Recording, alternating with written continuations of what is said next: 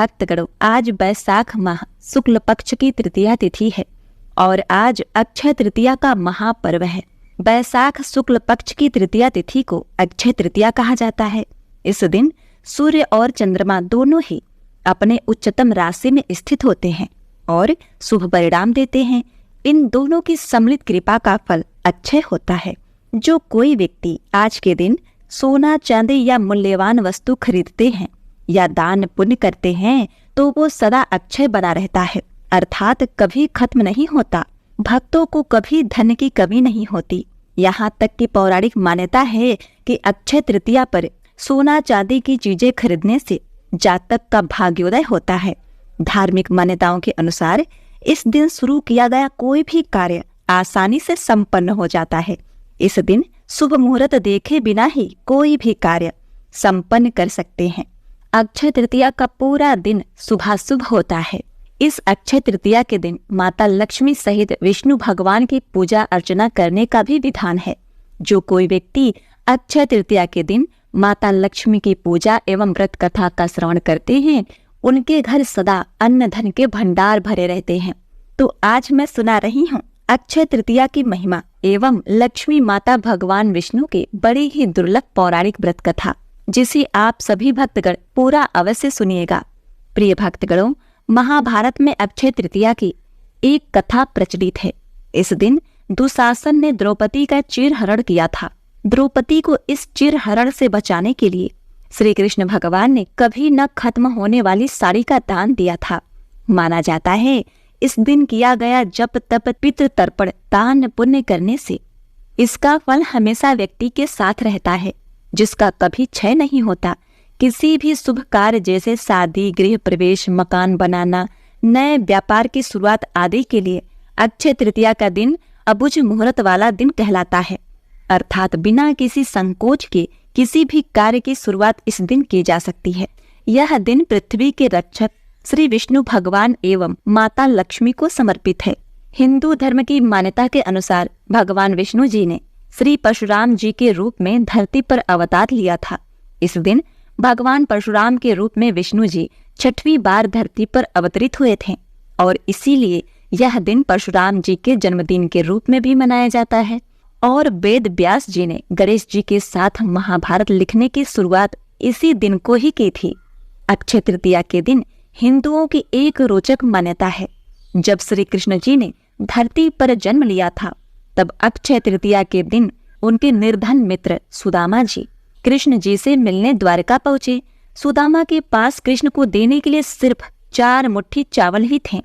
प्रिय भक्तगणों, उसी 4 मुट्ठी चावल से प्रसन्न होकर भगवान श्री कृष्ण ने उनकी झोपड़ी को महल में परिवर्तित कर दिया और उन्हें सब सुख सुविधाओं से संपन्न बना दिया। इस दिन महाभारत का युद्ध समाप्त हुआ था और त्रेता युग की शुरुआत हुई थी। और अक्षय तृतीया के दिन ही महर्षि वेद व्यास जी ने महाभारत लिखना आरंभ किया था। इसी दिन महाभारत के युधिष्ठिर जी को अक्षय पात्र की प्राप्ति हुई थी। उस अक्षय पात्र को भगवान सूर्य नारायण जी ने उनसे प्रसन्न होकर उन्हें दिया था। इस अक्षय पात्र की विशेषता थी कि इसमें कभी भी भोजन समाप्त नहीं होता था। इस पात्र के द्वारा युधिष्ठिर अपने राज्य के निर्धन एवं भूखे लोगों को भोजन देकर उनकी सहायता करते थे। इसी मान्यता के आधार पर इस दिन किए जाने वाले दान पुण्य भी अक्षय माने जाते हैं, अर्थात इस दिन मिलने वाला पुण्य कभी खत्म नहीं होता। यह मनुष्य के भाग्य को सालों साल बढ़ाता है।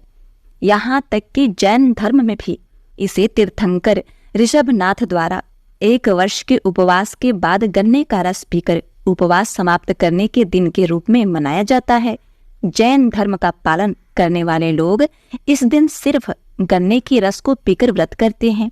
दूसरी मान्यताओं के अनुसार त्रेता युग के शुरुआत होने पर धरती की सबसे पावन माने जाने वाली गंगा नदी इसी दिन स्वर्ग से धरती पर आई थी।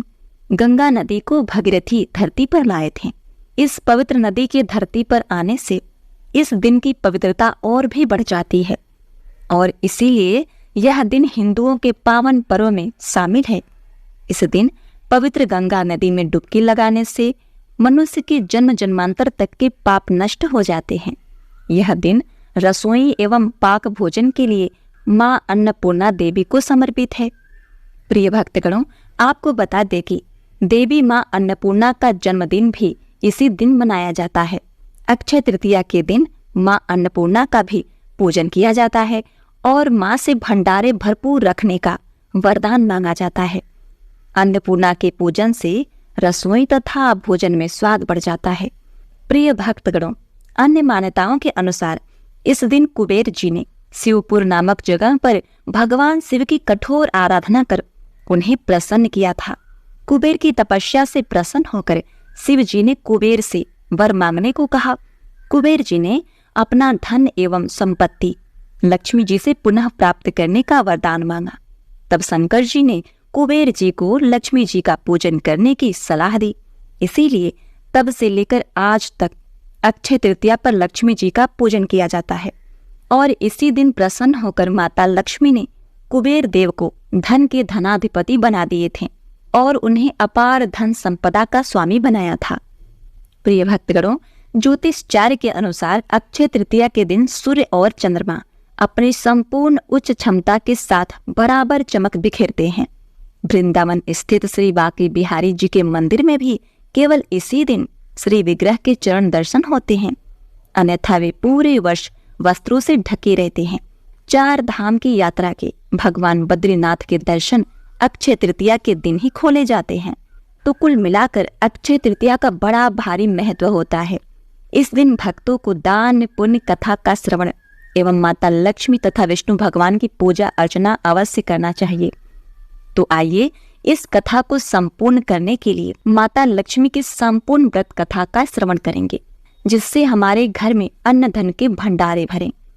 तो प्रिय भक्तगणों, लक्ष्मीपति विष्णु भगवान जी के श्री चरणों का ध्यान करते हुए आइए अक्षय तृतीया व्रत कथा का श्रवण करते हैं। एक बार अर्जुन द्वारा अक्षय तृतीया के महत्व को पूछने पर भगवान श्री कृष्ण जी अर्जुन से कहते हैं, हे पार्थ, प्राचीन काल में महोदय नामक एक वैश्य था। महोदय अत्यंत सत्य परायण, मृदुभाषी, निर्मल तथा देवताओं एवं ब्राह्मणों का पूजन करने वाला था। उसे विभिन्न प्रकार के व्रत कथाओं का श्रवण करना प्रिय था। उसे यदि दैनिक कार्यों से तनिक भी समय मिलता तो वह सत्संग आदि श्रवण करने पहुंच जाता था। अन्य कार्यों से विचलित होते हुए भी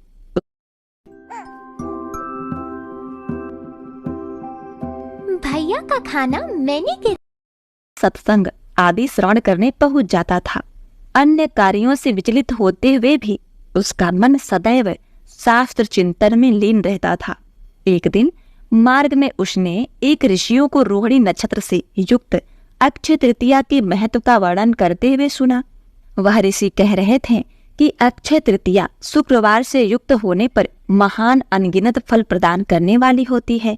अक्षय तृतीया के दिन नर नारायण हयग्रीव एवं परशुराम अवतार प्रकट हुए थे। इस दुर्लभ संयोग के अवसर पर किए जाने वाले दान, हवन, पूजन आदि कर्मों का अक्षय फल प्राप्त होता है। इस दिन देवताओं एवं पितरों के निमित्त जो भी दान, हवन, पूजन, तर्पण किया जाता है उसका पुण्य कभी क्षय नहीं होता। आगे भगवान श्री कृष्ण कहते हैं, हे अर्जुन, ऋषि मुख से अक्षय तृतीया व्रत का महालय सुनकर वह वैश्य मन ही मन विचार करने लग गया कि यह तो अति उत्तम व्रत है, अतः मुझे भी इसका पुण्य लाभ अर्जित करना चाहिए। यह विचार करते हुए महोदय गंगा जी के तट पर पहुंचा। गंगा जी के परम पवित्र जल से उसने अपने पितृ देवताओं का तर्पण किया। तर्पण करने के पश्चात आकर उसने जल से युक्त 2 घड़े खाड़ अथवा बतासे, जौ, गेहूं, दही व चावल, ईख तथा विभिन्न प्रकार के दुग्ध पदार्थ सामर्थ्य के अनुसार पूर्ण भक्ति भाव से ब्राह्मणों को दान किए। हे पार्थ, उसकी धर्मपत्नी का मन माया के बंधन में फंसा हुआ था, अतः वह अपने दानवीर पति को दान आदि कर्म करने से रोकने का पूर्ण प्रयास करती रहती थी। किंतु महोदय अत्यंत उदार एवं दयालु प्रवृत्ति का होने के कारण निरंतर धर्म, कर्म आदि गतिविधियों में लीन रहता था। अतः यह सब दान देखकर महोदय के परिवार वाले तथा उसकी पत्नी ने उसे रोकने की फिर से कोशिश की। उन्होंने कहा, अगर महोदय इतना सब कुछ दान में दे देगा तो उसके परिवार का पालन पोषण कैसे होगा। फिर भी महोदय अपने दान और पुण्य कर्म से विचलित नहीं हुआ और उसने ब्राह्मणों को कई प्रकार का दान दिया। उसके जीवन में जब भी अक्षय तृतीया का पावन पर्व आया, प्रत्येक बार महोदय ने विधि से इस दिन पूजा एवं दान कर्म किए। अनेक रोगों से ग्रस्त तथा वृद्ध होने के उपरांत भी उसने उपवास करके धर्म कर्म और दान पुण्य किया। यही वैश्य दूसरे अगले जन्म में कुशावती का राजा हुआ। अक्षय तृतीया के दिन किए गए दान पुण्य एवं पूजन के कारण वह अपने अगले जन्म में बहुत धनी एवं प्रतापी राजा बना। वह इतना धनी और प्रतापी राजा था कि त्रिदेव तक उसके दरबार में अक्षय तृतीया के दिन ब्राह्मण का वेश धारण करके उसके महायज्ञ में शामिल होते थे। अपनी श्रद्धा और भक्ति का उसे कभी घमंड न हुआ। वह प्रतापी राजा महान एवं वैभवशाली होने के बावजूद भी धर्म मार्ग से कभी विचलित नहीं हुआ। प्रिय भक्तों, माना जाता है कि यही राजा आगे के जन्मों में भारत के प्रसिद्ध सम्राट चंद्रगुप्त के रूप में पैदा हुए थे। जैसे भगवान ने महोदय पर अपनी कृपा की, वैसे ही जो भी व्यक्ति इस अक्षय तृतीया कथा का महत्व सुनता है और विधि विधान से पूजा एवं दान आदि करता है, उसे अक्षय पुण्य एवं यश की प्राप्ति होती है। तो बोलिए बांके बिहारी लाल की जय। जय श्री कृष्ण। राधे राधे।